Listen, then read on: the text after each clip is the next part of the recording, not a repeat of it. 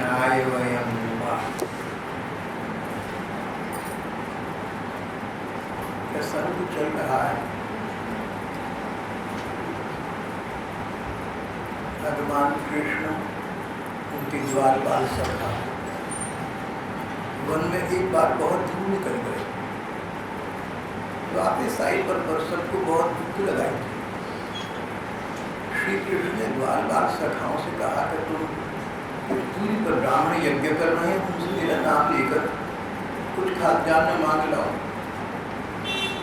बालक निराश वापिस आई। ब्राह्मण ने उत्तर में न बोले, इनकी पत्नियों के पास चले जाओ, वो मेरी भक्त है, उनका प्रेम का नाता। सचमुच ऐसा हुआ। वे ब्राह्मणियाँ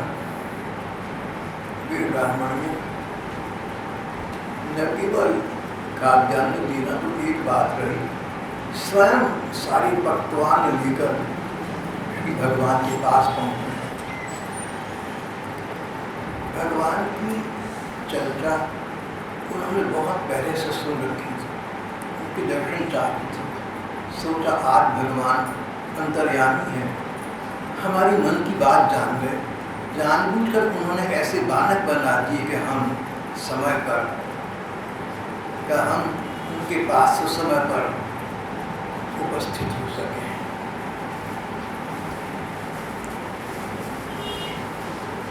ब्राह्मणियाँ भगवान से प्रसन्न होकर भगवान को प्रसन्न करके अपने घर को लौट गए। इतना प्रसंग हम पहले कर।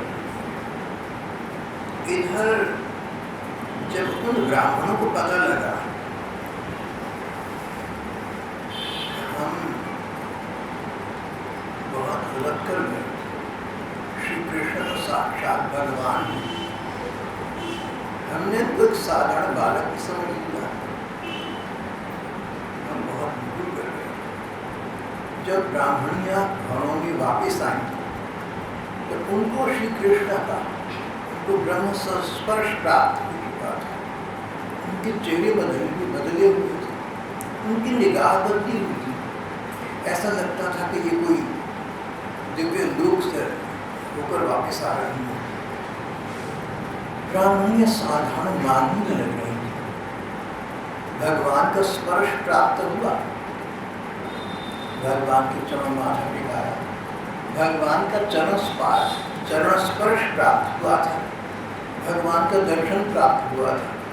परिणाम ये इनका कायापलट हो गया, कायापलट हो गया।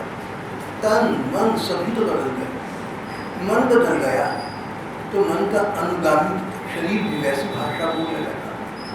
चेहरे अलौकिक सौम्य हो गए, भक्ति भाव की रेखाएं उस पर स्पष्ट झलकने लगी। ब्राह्मणों ने श्री कृष्ण के पास से आए बालकों को पहले नकार दिया था। अब अपनी ब्राह्मणी को वापस आया देखा उनके मुखमंडल मानो ब्रह्म तेज से जाचल्यमान है। एक अपूर्व तेज उनके चेहरे पर झलक रहा है। पहले तो मन ही मन अपने को अपराधी से प्रतीत कर रही थी। ब्राह्मणियों को आया देख तो उनका कायापलट देख कर तो ब्राह्मणों को उनका कायापलट देख कर तो ब्राह्मणों को बहुत संताप। अब समझ आया हम भूल कर गए। हमने तो पहले सुन लिया था कि श्री कृष्ण भगवान साक्षात परमात्मा बाल कृष्ण के रूप में केवल लीला करना नहीं जानते थे, सबसे सुनते थे, ऋषि मुनियों से सुना था। पर हमारा अभिमानी मन इस तत्व को समझ कर सका, उसी का हमें दंड मिला। हमने बहुत गलत किया।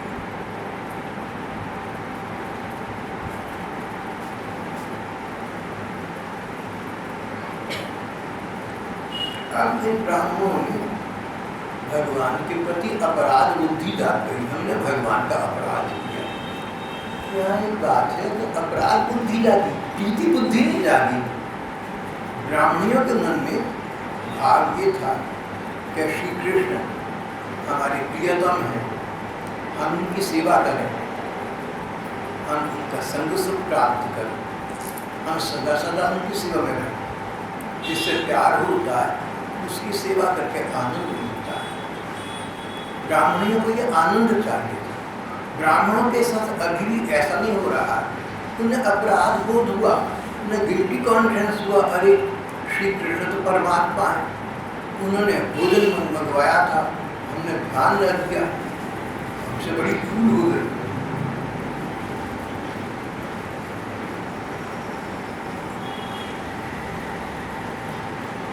जब उन्होंने देखा हमारी पत्नियों के हृदय में भगवान का अलौकिक प्रेम है और पत्नियों के इस भगवत प्रेम से हम तो बिल्कुल रीते बने, हम तो बिल्कुल वंचित हैं, तो वे अपनी पछता कर निंदा करने लगे।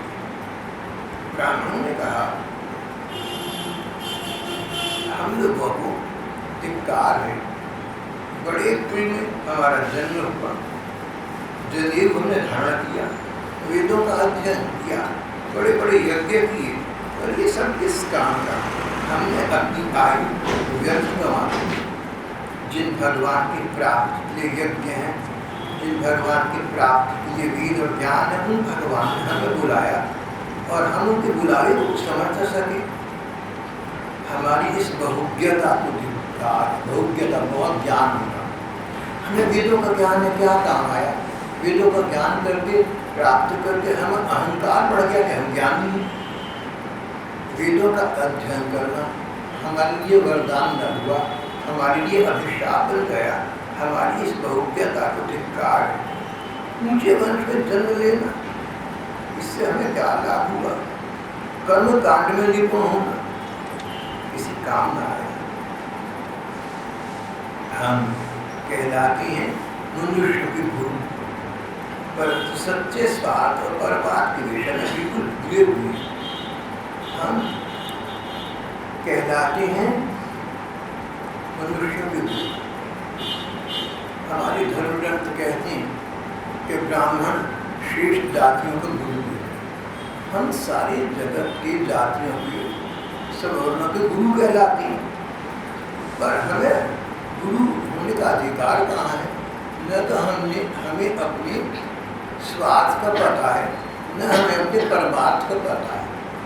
परमार्थ ये कि संसार चाहिए भगवान का भजन करो, और स्वार्थ ये कि जहाँ अपना काम बने, जहाँ थोड़ा करके अधिक लाभ हो वहाँ काम करो।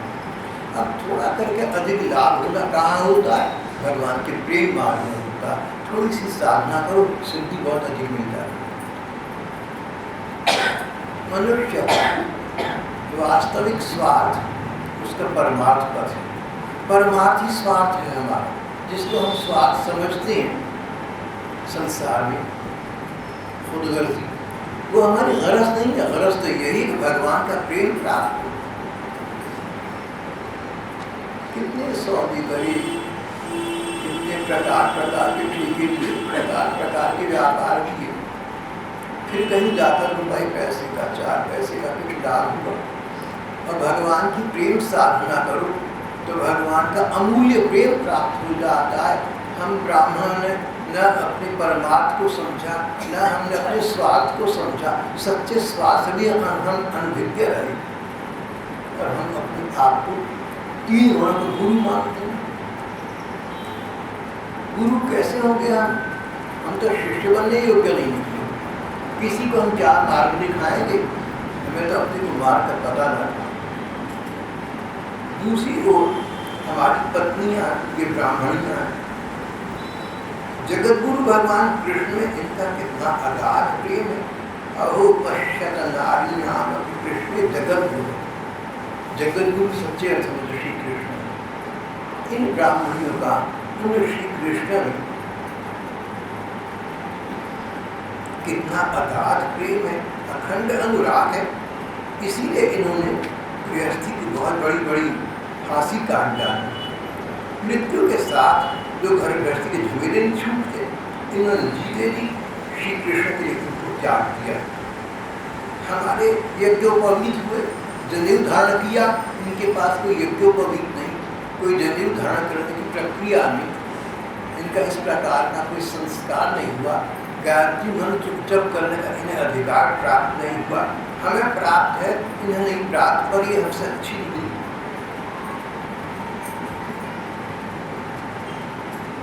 इन्होंने गुरुकुल में निवास नहीं किया, कोई शिक्षा दीक्षा प्राप्त होने की इन्होंने की, कोई तपस्या नहीं की, इन्होंने किसी प्रकार का विवेक विचार नहीं किया। हमने ही सब किए, पर हमारे सारे प्रयत्न व्यर्थ हो गए, इनके प्रयत्न सफल हो गए। इन्होंने प्रयत्न नहीं किया, पर श्री कृष्ण का प्रेम प्राप्त कर दिया, जीवन का चरम लक्ष्य इन्होंने प्राप्त कर दिया। सबके ईश्वर भगवान कृष्ण के चरणों में इनका दृढ़ प्रेम। हमने अच्छे संस्कार किए, शिक्षा दीक्षा दी, तब तपस्या करी, आत्मा का अनुसंधान किया, बड़े बड़े अच्छे कर्म किए, लेकिन भगवान के चरणों में हमारा प्रेम नहीं हुआ। बात यह है कि हम लोग गृहस्थी के काम धंधों में मतवाले हो रहे थे, पागल हो रहे थे, अपनी भलाई और बुराई को बिल्कुल भूल गए थे। अरे देखो, भगवान की विचित्र कृपा हम पर है। उन भगवान बाल बालों को भेजकर उनके वचनों से हमें चेतावनी दी, अपनी याद दिलाई, पर हम नीचे गए, हम पर कोई प्रभाव न पड़ा। स्वयं साक्षात भगवान हमें बुला रहे हैं, तब भी हमें चेतना आया, ध्यान नहीं आया। यदि हमें सचेत न करना होता तो हम जैसे क्षुद्र प्राणियों से भगवान ने क्या लेना है? क्या सचमुच वो भूखे थे? क्या परमात्मा भूखा हो सकता है कि इससे रोटी मांगेगा? ये तो लीला थी उनकी, हम लोगों को चेताने के लिए, हम लोगों को अपने पास बुलाने के लिए, हम लोगों को अपने चरण में स्थान देने के लिए, पर हम उनकी भाषा को समझ न सके, हम उनके भाव को समझ न सके।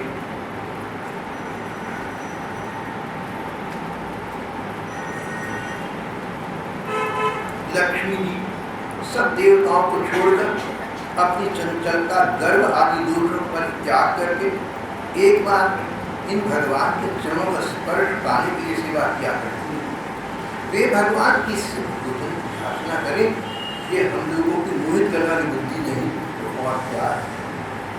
ब्राह्मणों ने कहा कि लक्ष्मी जी अपनी चंचलता और गर्व छोड़कर, सब देवताओं को छोड़कर भगवान की सेवा किया। यहाँ पर ब्राह्मणों ने अपनी जल्दबाजी में थोड़ी सी भूल कर चंचलता और गर्व, अहंकार, ये धन में कैसा चंचल है, इट चेंजेस हैंड्स। रुपया पैसा आज है, कल नहीं रहा, आज तुम्हारे पास है, कल तो दूसरे के पास हो गया। रुपया पैसा चंचल है, एक स्थान पर टिकता नहीं, कभी कहीं कभी कहीं।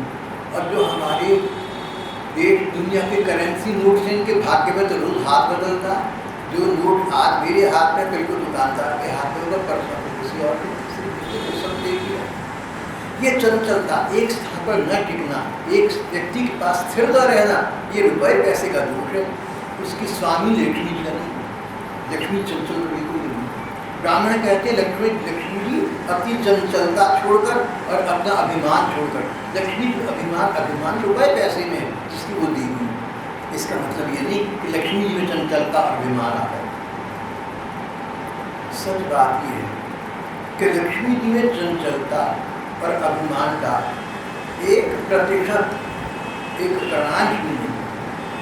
चंचलता, जब समुद्र मंथन हुआ तो लीला हुई कि लक्ष्मी जी जिस देवता को चाहें वर्ण कर दें, माला डाल दें।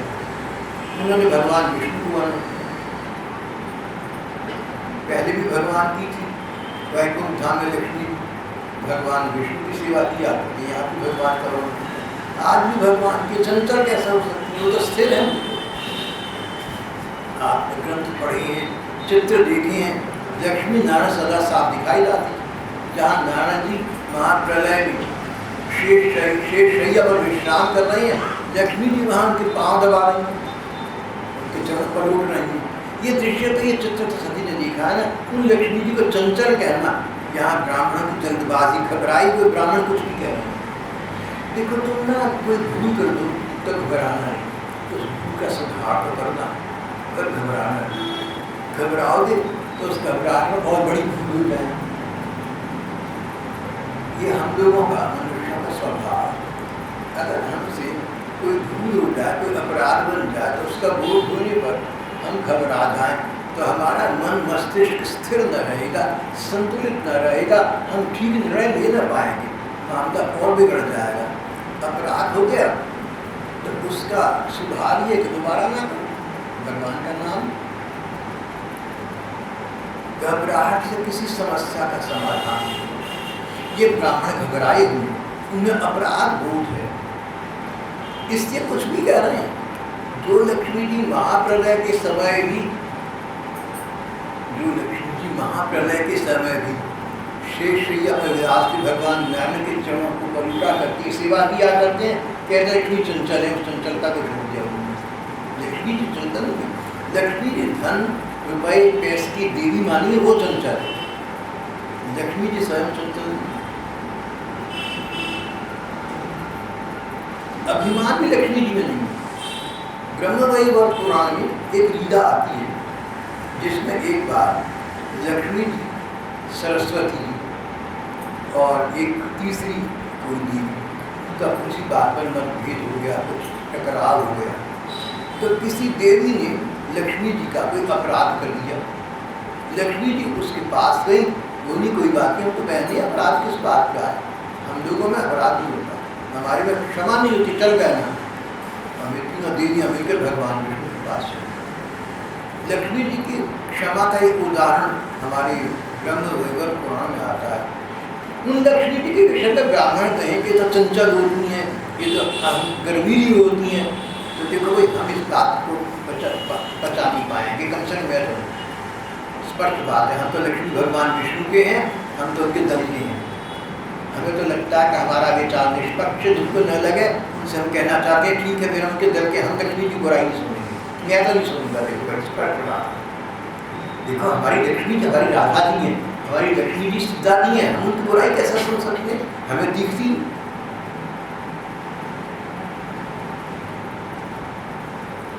और अगर हमें नहीं दिखती तो हमारी बात ठीक है, इसका प्रमाण धर्म ग्रंथ। जैसे अभी अभी मैंने आपको ये कहा कि महाप्रलय हो जाती है, बड़े बड़े देवलोक समाप्त हो जाते हैं, उस समय भगवान नारायण के चरणों को लक्ष्मी जी पलटती रहती है। ये दृश्य आपने, चित्र आपने देखा होगा। महाप्रलय में जो लक्ष्मी जी नारायण जी का साथ नहीं छोड़ती, वो आज क्या छोड़ू, चंचल कैसे हो सकती। जिन्होंने अपने साथ की एक सहपत्नी से क्षमा मांगी और उसको राकर बात को समाप्त कर दिया, वो क्षमाशील लक्ष्मी जी ब्रह्मवैवर्त पुराण पढ़कर देखें, उसमें कथा आती है। वो गर्वीली या अभिमानी कैसे हो सकती है। मैंने तो आपको शास्त्रीय प्रमाण दिए हैं, फिर अपने पास से बात नहीं कह रहा। लेकिन ब्राह्मण इस समय घबराए हुए हैं, घबराया हुआ आदमी कुछ भी कह सकता है। तुलसीदास जी के रामायण में प्रसंग आता है जहाँ समुद्र का देवता राम जी को लंका जाने का स्थान नहीं दे रहा, सागर पर तट पर, सागर पर पुल बनाने का। जब राम जी ने क्रोध किया तो डर के हमारे हाथ जोड़कर खड़ा हो गया, प्रभु क्षमा करें। उस समय वो कहता है ढोल गमार शूद्र पशु नारी ये सब ताड़न के अधिकार। गमार शूद्र पशु नारी ये डंडे के बल पे काम करती हैं। भगवान आप ये बुद्धिपूर्ण क्षमा करें। तो वहाँ से बड़े बड़े विद्वानों का कहना है कि देखो तुलसीदास ने नारियों का कितना अपमान किया। भाई तुलसीदास जी अपनी राय नहीं दे रहे हैं, समुद्र ने ऐसा कहा है, और समुद्र ने घबराए हुए मूड में कहा है, शांत भाव से समुद्र ने नहीं कहा है। अब कभी गुस्से में, जोश में, डर में हमारे मुंह से कई बार बातें निकल जाती है। इनको पकड़ कर बैठ जाना न्याय नहीं होता, उचित नहीं होता। ब्राह्मण यहाँ पर अपराध भूल से ग्रस्त अपनी भूल का पछतावा करते हुए, लेकिन इनके पश्चाताप में कोई कमी होगी जो इस प्रकार की बातें कर रहे हैं। अभी भी इनके अंदर कोई कमी होगी। ब्राह्मणों का कहना ये है कि भगवान के साथ हमने अन्याय करा, उनके बुलाने पर भी हम गए नहीं, हमसे बड़ी भूल हुई। ब्राह्मण इसका पश्चाताप कर रहे हैं, लेकिन कुछ कुछ बोल रहे हैं जो मुँह है सो बोल रहे हैं, बिना सोचे समझे लक्ष्मी जी चंचल हैं, लक्ष्मी जी अभिमानी, फिर भी भगवान विष्णु की सेवा किया करती है। ऐसा क्यों हो रहा है? अभी भी इन ब्राह्मणों के मन में कोई गड़बड़ है। आगे प्रसंग पढ़ेंगे तो सामने आ जाएगा, जरूर इनके मन में अभी कोई गड़बड़ है। नहीं तो ऐसी बातों का मतलब कुछ नहीं। शांत भाव स्थिर भाव से आदमी बात करे तो झमेले झंझट की क्या आवश्यकता पड़ जाती है।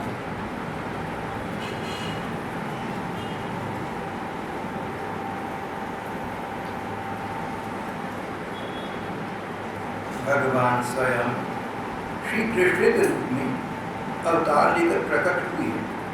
ये बात हमने सुन रखी थी, परंतु हम इतने मूढ़ हैं, हम इतने नासमझ हैं कि फिर भी उन्हें पहचान न सके। स एष भगवान साक्षात विष्णु योग महेश्वर भक्त्यामियासामधुर्जाता अस्माकं निश्चलाः। श्री कृष्ण साक्षात भगवान, अपने को पता नहीं चला। चलो एक बार, यज्ञों का अध्ययन, वेदों का अध्ययन किया, यज्ञों का अनुष्ठान किया, बड़े बड़े कर्म किए, लेकिन जब भगवान आए तो पहचान न सके। अब तक के यज्ञ अनुष्ठान और कर्म कांड का क्या लाभ था? चलो एक बात हो, जब ऋषि मुनियों ने कहा, बड़े बड़ों ने कहा कि कृष्ण परमात्मा है, ये केवल लीला कर रहे हैं, तब भी समझ में ना आया, बताने पर भी समझ में ना आया। भाई बहन इस बात पर ध्यान दें, बताने पर समझ में ना आए तो इसका क्या इलाज है, क्या उपचार है इसका? बात बताने पर समझ में ना आए तो आप क्या करेंगे, हम क्या करेंगे? हम भी उन्हें पहचान न सके। ये ब्राह्मणियाँ धन्य हैं, हम भी धन्य हैं, क्योंकि कम से कम हमें इन ब्राह्मणियों जैसी हरि भक्ता पत्नियां तो प्राप्त हुई। चलो यहाँ आकर उन्होंने थोड़ा सा चैन पाया। वैसे ही बात ठीक है, अगर पति पत्नी में एक भी भगवान की प्रति सच्चा है तो दूसरे को उसका लाभांश प्राप्त होगा।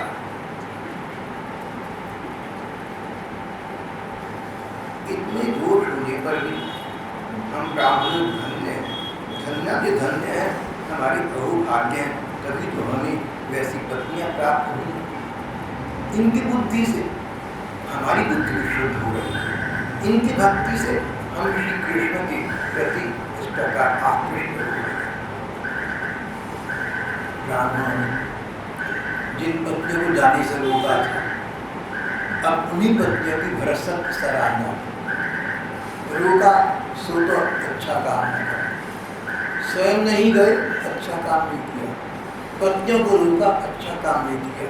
पर चलो अंततः इस जीवन काल में एक ऐसा समय आया जब अपने अपराध का बोध हो गया।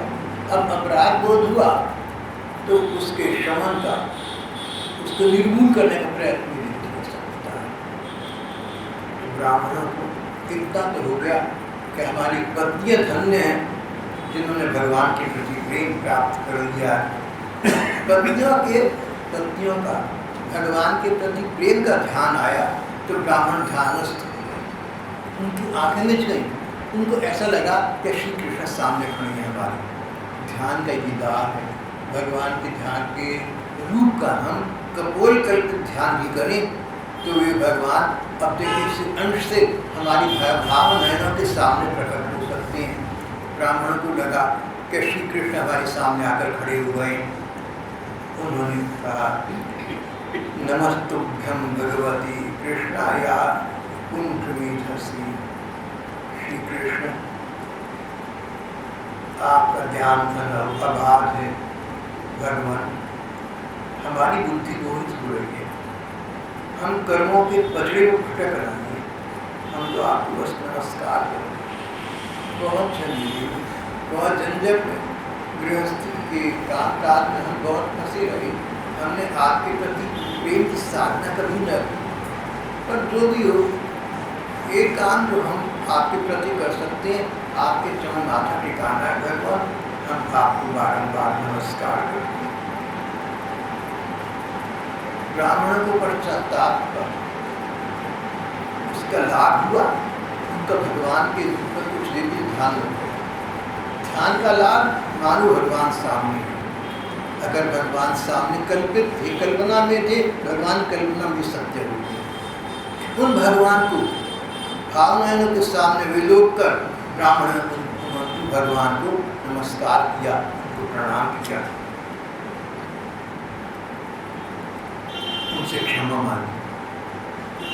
जब ब्राह्मणों को लगा, आंखें नीचे, ऐसा लगा भगवान सामने, उनको तो यही लगा कि भगवान साक्षात हमारे सामने प्रकट हो गए, तो उन्होंने क्या मांगा? क्षमा मांगी। क्षमा मांगी। क्यों क्षमा मांगी? कहीं भगवान के साथ किए गए अपराध के कारण हमें नरक में न जाना पड़ा। क्षमा मांगी उन्होंने भगवान से, प्रीति नहीं मांगी, भगवान का प्रेम नहीं मांगा जो उनकी पत्नियों ने मांगा था, रहे वही क्यों नहीं।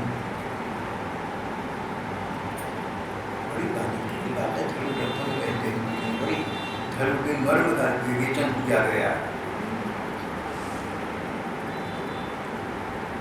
फिर ब्राह्मणों ने मानो अपूर्ण आयु, मानो संज्ञा के प्राप्त हो गए। ब्राह्मणों ने कहा, जो भगवान कृष्ण सारे संसार के स्वामी हैं, उनके संसार में हम भी तो हैं, वे हमारे इस अपराध को क्षमा करें। हमारी बुद्धि उनकी माया से मोहित हो गई, हम उनके प्रभाव को नहीं जान सके, हम अज्ञानी हैं, पर हम भगवान को प्रणाम करते हैं, वे हमारे इस अपराध को क्षमा करें। श्मशान वैराग्य जैसे होता है, किसी की मृत्यु पर श्मशान जाना पड़े, वहाँ पर अंतिम संस्कार, दाह संस्कार हो रहा हो, तो कुछ देर के लिए हम लोगों का वैराग्य सा हो जाता है, अरे ये अंत, ये आदमी कितना बढ़िया, कितना अच्छा है, कैसा था, और बेचारा चला गया, यदि के प्रति समाप्ति पे समर्पित हो गया। एक दिन हमारा भी यह हाल होगा, ऐसा विचार आता है। कुछ देर के लिए संसार से, संसार के सुख भोगों से ईर्ष्या द्वेष से वैराग्य होता था, मन हट जाता है, लेकिन जहाँ बाहर आए, स्नान किया, सब भूल गए। इसे कहते हैं श्मशान वैराग्य। इस समय इन ब्राह्मणों को श्मशान वैराग्य की भांति पश्चाताप तो हो रहा है, अपराध बोध तो हुआ, क्षमा तो मांगी, पर प्रायश्चित कुछ भी नहीं किया। पश्चाताप और प्रायश्चित में अंतर है। पश्चाताप, मैंने एक भूल की, मुझे इसका एहसास हुआ, मेरे दिल को दुख पहुंचा, जरूर हुई, मैंने बुरा किया, पश्चाताप। और प्रायश्चित उस भूल को समूल नष्ट करने के लिए, उस भूल का निराकरण करने का प्रयत्न करा। प्रयत्न तो इन्होंने कुछ भी नहीं, शब्दों तक रहे, जहाँ बैठे थे वहाँ रहे, पर शब्द बोली। पश्चाताप तो ब्राह्मण कर रहे हैं, पर प्रायश्चित नहीं कर रहे। प्रायश्चित क्या था? प्रायश्चित ये था कि ये अब यज्ञ बीच में छोड़कर भागे हुए श्री कृष्ण के चरणों में पहुँच जाते, कहते कृष्ण भगवान हमसे बड़ी भूल हुई, हम आपके सच्चे रूप की पहचान न सके, अब हम आपके चरणों में आ गए हैं, आज्ञा दीजिए हम क्या करें। अब आने में क्या कठिनाई थी? वृंदावन मथुरा पास श्री कृष्ण बलराम और बाल वृंदावन के ओर यमुना नदी के तट पर थे, थोड़ी दूर पर यमुना नदी के दूसरे तट पर ये लोग यज्ञ हवन कर रहे थे, कोई कठिनाई तो थी। तो जितना इन्होंने पश्चाताप किया, उसके अनुपात को प्रायश्चित नहीं किया। जानते थे अपने मन की सच्चाई को, जानते थे मन की दुर्बलता को, इसीलिए कुछ का कुछ बोल रहे थे ना, अनाथ लक्ष्मी चंचल है। व्यक्ति को अपना जो अपराध बोध है अपने आप ही चेताता रहता है, अगर हम उसके श्रवण करें, अगर हम अंतरतम के स्वर को श्रवण करें। तो अभी प्रश्न चल रहा था, तो ब्राह्मणों के मन में अभी भी कोई अपराध बोध था, अभी भी कोई पाप बुद्धि थी, जिससे प्रेरित होकर वो इस प्रकार की बात करें। वो क्या थी? हमारे सामने स्पष्ट हुई। ब्राह्मणों ने श्री कृष्ण का तिरस्कार किया, अपने अपराध की स्मृति से बड़ा पश्चाताप हुआ, परंतु प्रायश्चित नहीं हुआ, उसको उन्होंने निर्मूल किया, उसका निराकरण नहीं किया। They did not undo the mistake. उनके हृदय में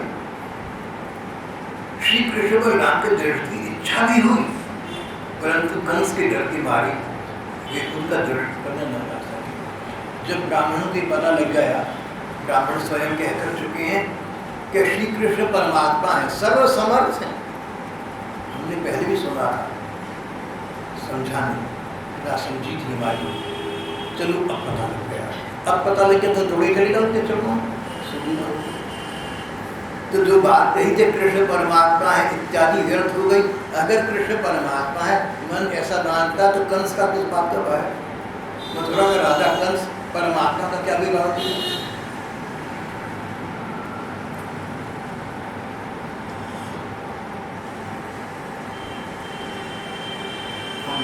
श्री कृष्ण का तिरस्कार किया, इस तिरस्कार का, इस अपराध के उन्हें बोध था। अपराध की स्थिति से मन में जलन पश्चाताप सोता भी कि चलो अब जाकर श्री कृष्ण से सामने जाकर क्षमा मांगती, पर सोता नहीं। कंस के पास सत्ता है, वो हमें तंग करेगा, नहीं करती। उन्होंने अभी भी कंस के पक्ष में दिया। जब समझ आ गया कि भगवान है, तो कंस से क्या करना है? ब्राह्मण तो ज्ञानी थे, इतना ज्ञान तो उनको था ही।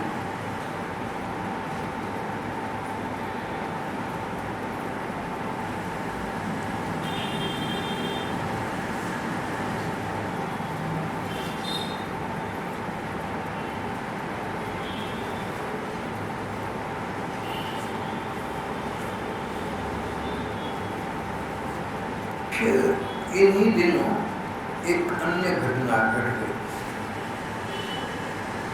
भगवान कृष्ण के पिता नंद बाबा एक रात भूल से किसी अटोवेला में यमुना स्नान के लिए यमुना जी में प्रवेश कर गए।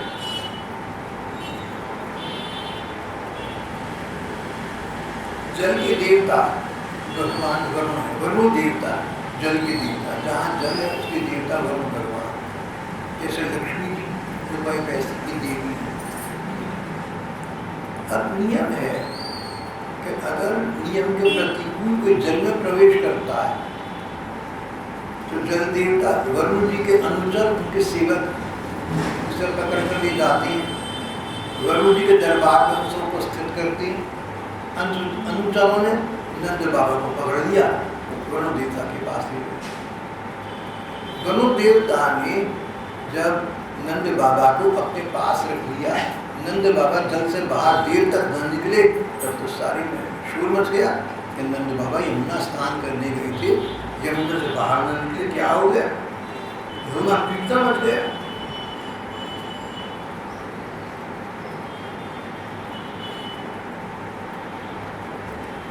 सच बात है कि श्री कृष्ण सर्वशक्तिमान है, सदा से भक्तों का भय भगाते आए। वे अंतर्यामी जान गए कि मेरे पिता नंद बाबा यमुना जी में स्नान करने गए थे, वहाँ पर वरुण देवता के अनुचर उन्हें वरुण देवता के पास रख बैठे हैं। तो मैं जाता हूँ वहाँ, यमुना में प्रवेश करूँगा, वरुण जी से मिलूंगा, पिताजी को वापिस लाऊंगा। प्राप्तम वीक्ष्य ऋषिकेशं तद्दर्शन महोत्सवः। जब वरुण जी ने देखा कि स्वयं भगवान कृष्ण उनके पास आए हैं, तब उन्होंने उनकी बहुत पूजा की। भगवान के दर्शन कर वो आनंद से खिल गया। वरुण जी ने कहा, भगवान आज मेरा यहाँ होना, आज मेरा शरीर धारण करना संभव हो गया, अद्य में निवृत्त होती है। आज मेरा ये देह पवित्र हो गया, मेरा ये जीवन सफल हो गया। आज मुझे सत्पुरुषार्थ फल प्राप्त हो गया। आज मुझे आपके चरणों की सेवा का शुभ अवसर प्राप्त हुआ। जिन्हें आपके चरणों की सेवा का अवसर मिला, वे तो संसार के सागर से पार हो गए। भगवान मैं आपको नमस्कार करता हूँ। पिता भगवान भगवान मेरा ये सेवक जो पिता नंद बाबा को पकड़कर यहाँ ले आया, बड़ा मूढ़ है, बड़ा नासमझ अनजान है, अपने कर्तव्य को नहीं जानता। मेरी प्रार्थना है कृपा करके आप उसका अपराध क्षमा कर दीजिए। सेवक और स्वामी के बीच, मालिक और नौकर के बीच, चाहे गलती नौकर की हो, अगर मालिक ठीक है तो उस गलती का मुआवजा मालिक को देगा। मालिक नौकर में कोई विवाद परस्पर हो सकता है, इनका आंतरिक मामला है, लेकिन सबके बीच में अच्छे मालिक का काम है अपने नौकर का बचाव करें। वरुण जी ने कहा मेरा अंचल भूल कर गया, पर भगवान मेरे काम से आप इसको क्षमा कर दीजिए।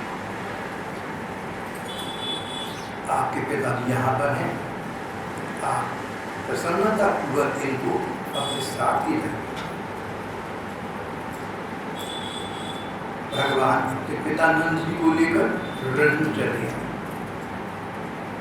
नंद बाबा ने वरुण जी के लोक में श्री कृष्ण के ऐश्वर्य को देखा, ये भी देखा कि वहाँ के निवासी उनके पुत्र कृष्ण के चरणों झुक कर प्रणाम कर रहे हैं। उन्हें बड़ा विस्मय हुआ।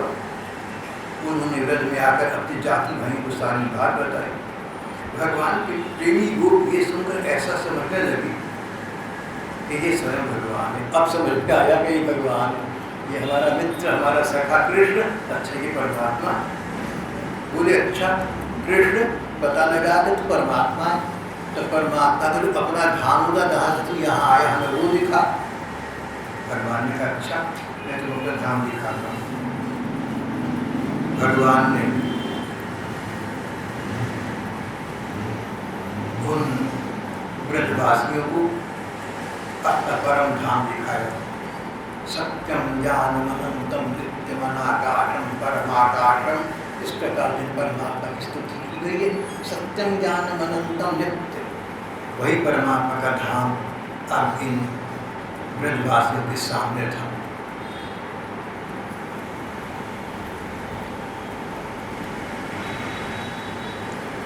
चकित रह गए भगवान ने अपने परम धाम का दर्शन प्रदान करा था।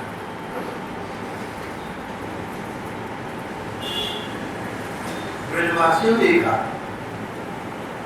कि बड़े बड़े वेदों के देवता, ऋषि मुनि और अन्य लोकपाल भगवान कृष्ण की स्तुति कर रहे हैं।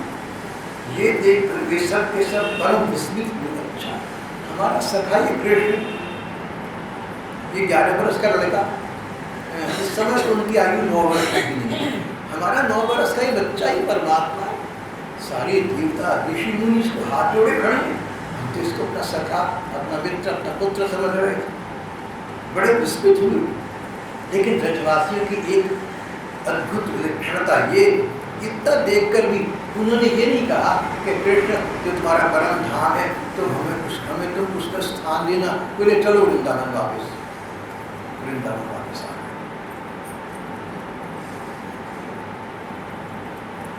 यहाँ हमारा आज का प्रसंग समाप्त हो जाता है।